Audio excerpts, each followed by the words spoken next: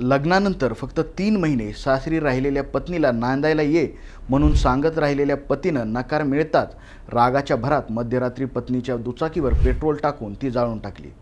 ही धक्कादायक घटना पुण्यातील शिवणे येथे घडली आहे। वारजे माळवाडी पोलिसांनी या प्रकरणात पतीला अटक केली असून पुढील तपास सुरू आहे। आता सविस्तर बातमी बघूया। नमस्कार, मी विश्वजित आणि तुम्ही पाहत आहात पिंपरी चिंचवड न्यूज। अटक केलेल्या पतीचं नाव राजकुमार इरण्णा सुतार, वय 27 वर्ष, राहणार समर्थनगर सिंहगड रोड आहे आणि फिर्यादी श्वेता राजकुमार सुतार, वय 27, राहणार सद्गुरू गॅलेक्सी अपार्टमेंट, दांगट, शिवणे येथे राहतात। पोलिसांच्या माहितीनुसार राजकुमार आणि श्वेता यांचा विवाह झाला होता। लग्नानंतर श्वेता फक्त 3 महिने सासरी राहिल्या। त्यानंतर दोघांमध्ये वाद झाल्यानं श्वेता माहेरी निघून आल्या। गेल्या 1.5 वर्षापासून दोघे वेगळे राहत होते। 22 मार्च रोजी मध्यरात्री 1:17 राजकुमार सुतार आपल्या पत्नीला घरी न्यायला आले। तिला सासरी नांदायला येण्यास सांगितलं।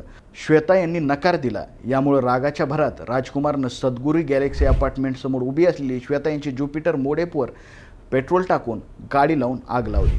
या आगीत दुचाकी पूर्णतः जळून खाक झाली आहे। वारजे माळवाडी पोलीस ठाण्यात श्वेता यांनी दिलेल्या फिर्यादीवरून पोलिसांनी राजकुमार इरण्णा सुतार याला तातडीनं अटक केली आहे।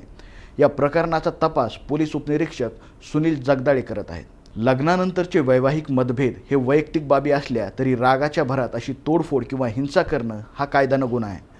पुणे पोलिसांनी या प्रकरणात त्वरित कारवाई करून चांगला संदेश दिला आहे। जर तुम्हाला किंवा तुमच्या परिचितांना अशा प्रकारची वैवाहिक हिंसा किंवा धमकी येत असेल तर लगेचच जवळच्या पोलीस ठाण्यात तक्रार दाखल करा।